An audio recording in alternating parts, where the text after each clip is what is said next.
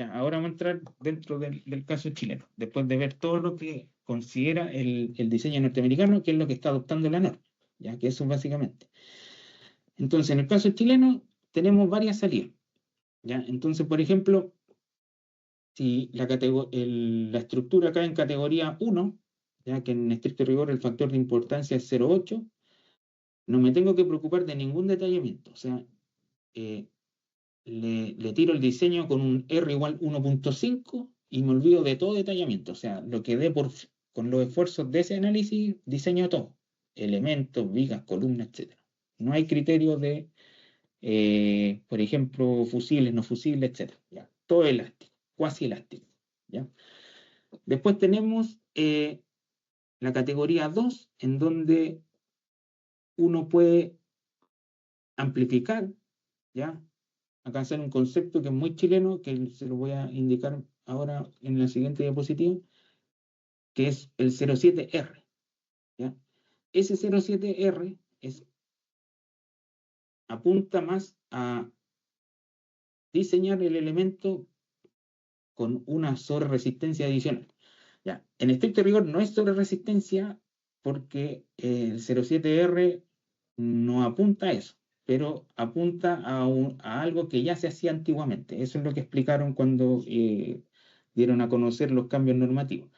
Porque si nosotros lo hacemos estrictamente como lo hacen los norteamericanos, con cero resistencia, ese 07R muchas veces va a quedar corto, ¿ya? Por este tema que hablamos de el criterio de diseño de hacer el equilibrio o desequilibrio inelástico, en donde hay mucha fuerza asociada, ¿ya? En cambio, en Chile se acota esa sobreresistencia por este 07R. Ahí voy a entrar más en detalle en la siguiente diapositiva para explicarlo mejor. ¿Ya? Pero en estricto rigor, uno diseña los elementos que quiere que controlen el daño, o sea, fusibles, lo divide por R y los demás elementos lo amplifica por 0,7R, o sea, las columnas, puntales, vigas, etc. ¿Ya?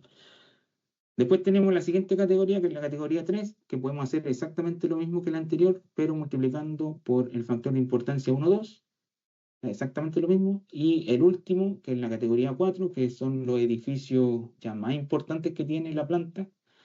Eso hay que considerar los diseños por capacidad. O sea, básicamente hay que cumplir con el ISC 341. ¿Ya? Ya, esta es la diferencia con el caso chileno versus el caso norteamericano, porque los norteamericanos, como habíamos comentado antes, el anclaje jamás falla. Todo el R que paga esta estructura es básicamente los arrastramientos, que son los fusibles, pero también eso es muy poco probable y también es muy caro, porque hacer todo ese detallamiento, todo este desequilibrio de fuerza, uno va viendo que las columnas toman mucha compresión, mucha tracción, ya los elementos intermedios también, estos puntales de acoplamiento también salen grandes por las compresiones que se van generando. Entonces, esa idealización ya sale cara, ya es correcta, pero cara, ya. Y el caso chileno dice, bueno, ¿sabéis que en Chile tenemos lo siguiente? El anclaje, bueno, esto es súper discutible, porque yo no soy muy amigo de los anclajes dúctiles, pero claro, la norma lo permite. Entonces la norma me dice, ya, claro, como mi anclaje es dúctil, va a disipar algo de energía, ya va a tener esta deformación inelástica que va a aportar a que la estructura tome menos carga. Por lo tanto, al tomar menos carga, los arrastramientos no van a funcionar como fusible en toda la altura, sino que los primeros arrastramientos van a funcionar como fusible. Y eso es lo que quiere graficar esta estructura. O sea, los primeros elementos son los que van a considerar esta deformación inelástica, esta disipación, por así decirlo, y los demás elementos, por ejemplo, ya el tercer y cuarto piso, ni van a sentir el terremoto, ¿ya? Porque la carga va a estar concentrada básicamente en los primeros pisos. Eso es lo que dice la teoría, ¿ya? Y eso es lo que han dicho los números en cuanto cuando uno, por ejemplo, hace un análisis no lineal de estas cosas y le mete justamente el anclaje dúctil, efectivamente disipan, ¿ya? Pero ¿cuánto queremos que disipen? Esa es la gran pregunta. ¿Queremos que disipen realmente? Ya, eso cuando vemos anclaje lo podemos discutir. Ya. Entonces, básicamente, este 07R se hace cargo de eso. Entonces, el bombazo que le llega acá abajo en las columnas no va a ser tan grave porque estamos restringiendo ya toda esa carga ya con varios elementos, no solamente con los arrastramientos, sino que también incluimos los anclajes. ¿Ya? Eso en resumen. Y por eso se utiliza el 07R. Ya. Ahora, ¿cuál es la diferencia con los norteamericanos? Antes de entrar ya a los números, es que nosotros, en estricto rigor, tenemos que tomar el mínimo entre la tracción esperada y lo máximo que puede desarrollar ya el análisis estructural aplicando este 07R. Por eso aparece este 07R versus 1. Quiere decir que si yo hago el análisis estructural con 07R o con R igual 1, tengo que tomar esa máxima carga que pasa por los arrastramientos, compararla con la tracción esperada y utilizar la mínima entre las dos. ¿Ya? Eso es lo que está diciendo esto. Por lo general, el caso chileno siempre va a controlar el 07R, por algo se está utilizando, porque es mucho menor que la idealización plástica que utilizan los norteamericanos. Entonces, por lo general, siempre vamos a controlar el diseño de nuestro elemento, ¿ya? O vamos a hacer el desequilibrio inelástico con ese 07R, que es la tracción que pasa por ese elemento, versus la compresión post-pandeo o compresión residual. Entonces, eso se hace por fuera, o sea, el SAP no lo hace. Hay que hacerlo por fuera, hay que tener una planilla y verificarlo. Y aparte, después de hacer ese desequilibrio, tenemos que verificar el elemento ya que está conectando, que es ese puntal de acoplamiento, que muchas veces es simplemente un puntal y otras veces es una viga que soporta ya una plataforma. Entonces hay que incorporarle el momento en estricto rigor y aplicarle esta carga de compresión alta. ¿Ya? Entonces son elementos que hay que diseñar por fuera. Eso lo recalco varias veces porque el SAP no lo hace. ¿Ya? Y lo mismo con las vigas Chevron, ya exactamente lo mismo, por lo general van a estar controlados por esta tensión máxima que proviene del análisis estructural amplificado por 07R. ¿Ya? Eso como resumen. ¿Ya? Después tenemos lo que son los marcos resistentes a momento. ¿Ya? Aquí es súper fácil el tema porque hay dos opciones. O diseñamos la viga como fusible o no la diseñamos como fusible. Pero lo que pasa es que la norma es tan restrictiva con respecto a las deformaciones laterales que en estricto rigor los FU de estas vigas, ya que deberían funcionar como fusibles en el marco de momento, muchas veces no llegan a FU tan altos, ¿ya? Por esta misma razón de que hay que controlar la deformación lateral. Más adelante, cuando veamos el ejemplo, les voy a mostrar numéricamente eso y la discusión. Y las conexiones de momento en las vigas, conexión viga-columna, ¿ya?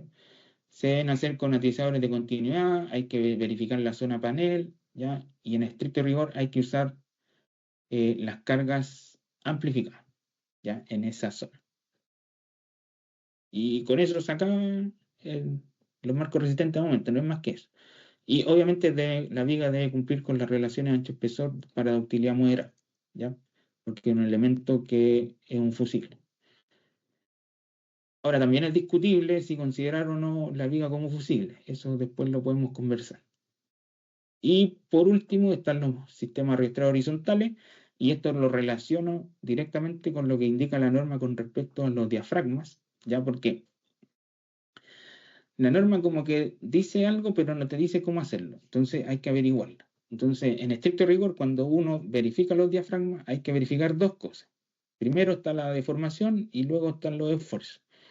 Entonces, para deformaciones, ¿qué es lo que hay que hacer?